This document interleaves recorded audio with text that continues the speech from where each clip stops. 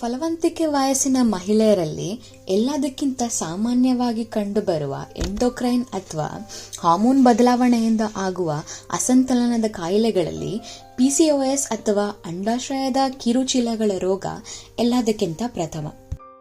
Polycystic ovarian ಸಿಂಡ್ರೋಮ್ನ ಹಿನ್ನೆಲೆ. PCOS ಇರುವ ಮಹಿಳೆಯರಲ್ಲಿ ಇನ್ಸುಲಿನ್ ರೆಸಿಸ್ಟೆನ್ಸ್ ಆಗುತ್ತೆ, ಅಂದರೆ ಅವರ ಶರೀರದಲ್ಲಿ ಇನ್ಸುಲಿನ್ ಸೂಕ್ತವಾಗಿ ಉಪಯೋಗ ಆಗೋದಿಲ್ಲ. ಇದರಿಂದ ಶರೀರದ ಒಳಗಡೆ ಇನ್ಸುಲಿನ್ ಲೆವೆಲ್ ಜಾಸ್ತಿ ಆಗುತ್ತೆ. ಇನ್ಸುಲಿನ್ ಅಧಿಕವಾದಾಗ ಆಡ್ರಿನಲ್ ಗ್ಲ್ಯಾಂಡ್ಸ್ ಇಂದ ಆಂಡ್ರೋಜನ್ಗಳ ಉಪಯೋಗ ಜಾಸ್ತಿ ಆಗಿ ಹೆಂಗಸರಲ್ಲಿ ಗಂಡಸರ ಲಕ್ಷಣಗಳು ಕಾಣಿಸ್ಕೊಳ್ಳೋಕೆ ಶುರುವಾಗುತ್ತೆ. ಬೇಡದೇ ಇರುವ ಜಾಗದಲ್ಲಿ ಕೂದಲು ಬೆಳವಣಿಗೆ, ಮೊಡವೆಗಳಾಗೋದು, ಹಾಗೆ ಇರ್ರೆಗ್ಯುಲರ್ ಪೀರಿಯಡ್ಸ್, ತೂಕ ಜಾಸ್ತಿ ಆಗೋದು ಆಗತ್ತೆ. ಇಂತಹ ಮಹಿಳೆಯರಿಗೆ PCOSನ ಲಕ್ಷಣಗಳನ್ನು ಕಡಿಮೆ ಮಾಡಲಿಕ್ಕೆ ಇವರ ಜೀವನ ಶೈಲಿ ಬದಲಾವಣೆ ಮಾಡೋದು ಮುಖ್ಯ. ವ್ಯಾಯಾಮ ಮಾಡೋದು, ತೂಕ ಕಡಿಮೆ ಮಾಡೋದು, ಹಾಗೆ ಮೆಟ್ಫಾರ್ಮಿನ್ ತರಹದ ಔಷಧಿಯನ್ನು ಉಪಯೋಗಿಸೋದ್ರಿಂದ ಇದು ಹಾರ್ಮೋನ್ ಅಸಂತುಲನವನ್ನು ಸರಿ ಮಾಡಿ ಲಕ್ಷಣಗಳನ್ನ ಕಡಿಮೆ ಮಾಡುತ್ತೆ. ಮೆಟ್ಫಾರ್ಮಿನ್ ಕೆಲವು ದಶಕಗಳಿಂದ ಸಕ್ಕರೆ ಕಾಯಿಲೆಯ ಚಿಕಿತ್ಸೆಯಲ್ಲಿ ಉಪಯೋಗಿಸಲಾಗಿದೆ. ಇದರಲ್ಲಿ ಅಡ್ಡ ಪರಿಣಾಮಗಳು ಜಾಸ್ತಿ ಆಗೋದಿಲ್ಲ, ಹಾಗೆ ಸಾಮಾನ್ಯವಾಗಿ ಇದು ಸುರಕ್ಷಿತ ಮತ್ತು ಚೆನ್ನಾಗಿ ಸಹಿಸಿಕೊಳ್ಳಬಹುದಾದ ಔಷಧಿ. ಮೆಟ್ಫಾರ್ಮಿನ್ ಪರಿಣಾಮ ಹೇಗೆ ತೋರಿಸ್ಕೊಳ್ಳುತ್ತೆ? ನಮ್ಮ ಶರೀರದೊಳಗಡೆ ಮೆಟ್ಫಾರ್ಮಿನ್ 2 ಪ್ರಕಾರದಿಂದ ಪರಿಣಾಮಗೊಳ್ಳುತ್ತೆ. ಮೊದಲನೆಯದು ಲಿವರ್ ಮತ್ತು ಮಸಲ್ಸ್ಗಳಿಗೆ ಇನ್ಸುಲಿನ್ನ ಉಪಯೋಗಿಸಿಕೊಳ್ಳೋದ್ರಲ್ಲಿ ಅದು ಸಹಾಯ ಮಾಡುತ್ತೆ. ಇದರಿಂದ ಶರೀರದೊಳಗಡೆ ಆಂಡ್ರೋಜನ್ಸ್ಗಳ ಮಟ್ಟ ಕಡಿಮೆ ಆಗುತ್ತೆ. ಹಾಗಾಗಿ ಇದು ಇರ್ರೆಗ್ಯುಲರ್ ಪೀರಿಯಡ್ಸ್ ಅನ್ನ ಸರಿ ಮಾಡಲು ಸಹಾಯ ಮಾಡುತ್ತೆ. ಎರಡನೆಯದು ನಮ್ಮ ಹೊಟ್ಟೆ ಮತ್ತು ಕರುಳುಗಳಿಂದ ಊಟ ಖಾಲಿ ಮಾಡಿಸುವ ಪ್ರಕ್ರಿಯೆಯನ್ನ ನಿಧಾನವಾಗಿಸುತ್ತೆ. ಹಾಗಾಗಿ ಊಟದಿಂದ ಸಿಗುವ ಗ್ಲೂಕೋಸ್ ಮಟ್ಟಗಳ ಅಬ್ಸಾರ್ಪ್ಷನ್ ಕಡಿಮೆ ಆಗುತ್ತೆ. ಹೀಗೆ ಮೆಟ್ಫಾರ್ಮಿನ್ ನಮ್ಮ ರಕ್ತದಲ್ಲಿ ಶುಗರ್ ಲೆವೆಲ್ನ ಕಡಿಮೆ ಮಾಡಿ ಕೊಬ್ಬನ್ನ ಕರಗಿಸಿ ಸಣ್ಣ ಮಾಡೋದ್ರಿಂದ ದೇಹದ ತೂಕ ಕಡಿಮೆ ಆಗತ್ತೆ. ಮೆಟ್ಫಾರ್ಮಿನ್ನ ಬಳಕೆ ಮತ್ತು ಡೋಸೇಜ್ ಹೇಗೆ? ಹದಿಹರೆಯದ ಮತ್ತು ವಯಸ್ಕರಾದ ಜನರಲ್ಲಿ ಏನ್ ವ್ಯತ್ಯಾಸ? ಇದನ್ನ ತಿಳ್ಕೊಳ್ಳೋಣ.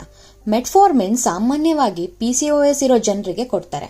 ಯಾರ ಬಾಡಿ ಮಾಸ್ ಇಂಡೆಕ್ಸ್ 25ಕ್ಕಿಂತ ಅಧಿಕವಾಗಿರುತ್ತೋ ಅವರಿಗೆ ಇದನ್ನ ವೈದ್ಯರು ಸಲಹೆ ಮಾಡ್ತಾರೆ. ಸಾಮಾನ್ಯವಾಗಿ ಸಣ್ಣ ಡೋಸಿಂದ ಶುರು ಮಾಡಿ ನಿಧಾನಕ್ಕೆ ಜಾಸ್ತಿ ಮಾಡ್ಕೊಂಡು ಹೋಗಿ ಪ್ರತಿದಿನ 2.5 ಗ್ರಾಂ ಅಷ್ಟು ತಲುಪಿಸ್ತಾರೆ. ಹದಿಹರೆಯದ ಮಕ್ಕಳಿಗೆ PCOS ಇದ್ರೆ ಅವರಿಗೆ ಅಧಿಕವಾದ ಡೋಸೇಜ್ ಅಂದ್ರೆ 2 ಗ್ರಾಂ. 2 ಗ್ರಾಂಗಳಿಗಿಂತ ಜಾಸ್ತಿ ಕೊಡೋದು ಒಳ್ಳೆಯದಲ್ಲ. ಕೆಲವೊಂದು ಸನ್ನಿವೇಶದಲ್ಲಿ ಬಾಡಿ ಮಾಸ್ ಇಂಡೆಕ್ಸ್ 25ಕ್ಕಿಂತ ಕಡಿಮೆ ಇದ್ರೂ ಕೂಡ ವೈದ್ಯರು ಮೆಟ್ಫಾರ್ಮಿನ್ನ ಬಳಸಿಕೆ ಹೇಳ್ತಾರೆ. ಇದನ್ನ ನಿಮ್ಮ ಸಿಚುವೇಶನ್ಗಳನ್ನ ಅನಲೈಸ್ ಮಾಡಿ ವೈದ್ಯರು ನಿರ್ಧಾರ ಮಾಡ್ತಾರೆ. ಮೆಟ್ಫಾರ್ಮಿನ್ ಬಳಕೆ ಮತ್ತು ಮುನ್ನೆಚ್ಚರಿಕೆಗಳು. ಮೆಟ್ಫಾರ್ಮಿನ್ ಎಲ್ಲ ಜನರಿಗೆ ಸುರಕ್ಷಿತವಾದ ಔಷಧಿ ಅಲ್ಲ. ಕೆಲವು ಜನರಲ್ಲಿ ಗಂಭೀರವಾದ ಅಲರ್ಜಿಕ್ ರಿಯಾಕ್ಷನ್ ಆಗಬಹುದು. ಮೆಟ್ಫಾರ್ಮಿನ್ ಹಾಗೂ ಅದೇ ತರಹದ ಬೇರೆ ಔಷಧಿಗಳಿಗೆ ಜನರಲ್ಲಿ ಗಂಭೀರವಾದ ಸೋಂಕುಗಳಿದ್ರೆ, ಇತ್ತೀಚೆಗೇನಾದ್ರೂ ಹೃದಯಾಘಾತ ಆಗಿದ್ರೆ, ಹಾರ್ಟ್ ಫೇಲ್ಯೂರ್ ಆಗಿದ್ರೆ, ಮೂತ್ರಪಿಂಡ ಅಥವಾ ಲಿವರ್ ಡಿಸೀಸ್ ಏನಾದ್ರೂ ಇದ್ರೆ ಅವರಿಗೆ ಮೆಟ್ಫಾರ್ಮಿನ್ ಸೂಟ್ ಆಗೋದಿಲ್ಲ. ಅವರು ವೈದ್ಯರ ಜೊತೆ ಡಿಸ್ಕಸ್ ಮಾಡಿ ಹೆಚ್ಚು ಮಾಹಿತಿ ಪಡೆದು ಮೆಟ್ಫಾರ್ಮಿನ್ ಅವರಿಗೆ ಸರಿ ಆಯ್ಕೆಯೋ ಇಲ್ವೋ ಎಂಬುದನ್ನ ತಿಳ್ಕೋಬೇಕು. ಮೆಟ್ಫಾರ್ಮಿನ್ನ ಅಡ್ಡ ಪರಿಣಾಮಗಳು ಅಷ್ಟೊಂದು ಕೆಟ್ಟದಾಗಿರಲ್ಲ. ಕೆಲವರಲ್ಲಿ ಹೊಟ್ಟೆ ಸಮಸ್ಯೆಗಳಾಗ್ಬೋದು, ಬೇದಿ ಆಗ್ಬೋದು, ವಾಂತಿ ಆಗ್ಬೋದು, ಹೊಟ್ಟೆಯಲ್ಲಿ ಡಿಸ್ಕಂಫರ್ಟ್ ಅಥವಾ ಗ್ಯಾಸ್ಟ್ರಿಕ್ನಂತಹ ಸಮಸ್ಯೆಗಳು ಆಗಬಹುದು. ಕೆಲವು ಸಮಯದವರೆಗೆ ಈ ಔಷಧಿಯನ್ನ ತಗೊಳ್ತಾ ಹೋದ್ರೆ ಅದು ನಿಮ್ಮ ದೇಹಕ್ಕೆ ರೂಢಿಯಾಗಿ ಅಡ್ಡ ಪರಿಣಾಮಗಳು ಕಡಿಮೆ ಆಗತ್ತೆ.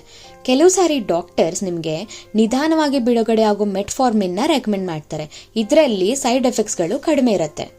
ಮೆಟ್ಫಾರ್ಮಿನ್ನಿಂದ ಅಪರೂಪವಾಗಿ ಆಗೋ ಅಡ್ಡ ಪರಿಣಾಮಗಳೇನು? ಮೆಟ್ಫಾರ್ಮಿನ್ ಸ್ವಲ್ಪ ಜಾಸ್ತಿ ಸಮಯ ತಗೊಂಡ್ರೆ ನಿಮ್ಮ ರಕ್ತದಲ್ಲಿ ವೈಟಮಿನ್ B12 ನ ಮಟ್ಟ ಕಡಿಮೆ ಆಗುತ್ತೆ. ಆದರೆ ಇದಕ್ಕೋಸ್ಕರ ನೀವು ವೈಟಮಿನ್ B12 ಸಪ್ಲಿಮೆಂಟ್ಸ್ಗಳನ್ನ ತಗೋಬಹುದು. ಬಹಳ ಅಪರೂಪವಾಗಿ ಮೆಟ್ಫಾರ್ಮಿನ್ ನಮ್ಮ ರಕ್ತದಲ್ಲಿ ಲ್ಯಾಕ್ಟಿಕ್ ಆಮ್ಲವನ್ನ ಜಾಸ್ತಿ ಮಾಡುತ್ತೆ. ಯಾರು ಜಾಸ್ತಿ ನೀರು ಕುಡಿಯೋದಿಲ್ವೋ, ಡಿಹೈಡ್ರೇಷನ್ ಆಗುತ್ತೋ ಅಥವಾ ಗಂಭೀರವಾದ ಸೋಂಕುಗಳೇನಾದ್ರೂ ಇದ್ರೆ ಅವರಲ್ಲಿ ಲ್ಯಾಕ್ಟಿಕ್ ಅಸಿಡೋಸಿಸ್ ಆಗುವ ಚಾನ್ಸಸ್ ಜಾಸ್ತಿ ಇರುತ್ತೆ. ಈ ವಿಡಿಯೋದ ಸಾರಾಂಶ ಏನಂದ್ರೆ, ಮೆಟ್ಫಾರ್ಮಿನ್ ಔಷಧಿ PCOS ಇರುವ ಮಹಿಳೆಯರಲ್ಲಿ ಒಳ್ಳೆ ಪರಿಣಾಮ ಬೀರುತ್ತೆ. ಇದು ಇನ್ಸುಲಿನ್ ಉತ್ತಮವಾಗಿ ಕೆಲಸ ಮಾಡಲಿಕ್ಕೆ ಅನುಕೂಲ ಮಾಡಿಕೊಡುತ್ತೆ. ಹಾರ್ಮೋನ್ ಇಂಬ್ಯಾಲೆನ್ಸ್ ಅನ್ನ ಸರಿ ಮಾಡಲು ಹಾಗೆ ಕಾಯಿಲೆಗಳ ಲಕ್ಷಣಗಳನ್ನ ಕೂಡ ಕಡಿಮೆ ಮಾಡಲು ಸಹಾಯ ಮಾಡುತ್ತೆ.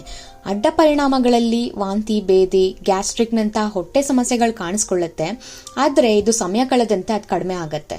ಜೀವನ ಶೈಲಿಯಲ್ಲಿ ಬದಲಾವಣೆ ಮಾಡೋದು, ಉದಾಹರಣೆಗೆ ವ್ಯಾಯಾಮ ಮಾಡೋದು, ಊಟದಲ್ಲಿ ಹೆಚ್ಚಿನ ಫ್ಯಾಟ್ ಅಥವಾ ಸಿಹಿ ಪದಾರ್ಥವನ್ನ ಕಡಿಮೆ ಮಾಡೋದ್ರಿಂದ ಮೆಟ್ಫಾರ್ಮಿನ್ ದೇಹದ ಮೇಲೆ ಒಳ್ಳೆಯ ರೀತಿಯಲ್ಲಿ ಪರಿಣಾಮ ಬೀರುತ್ತೆ. ಧನ್ಯವಾದಗಳು.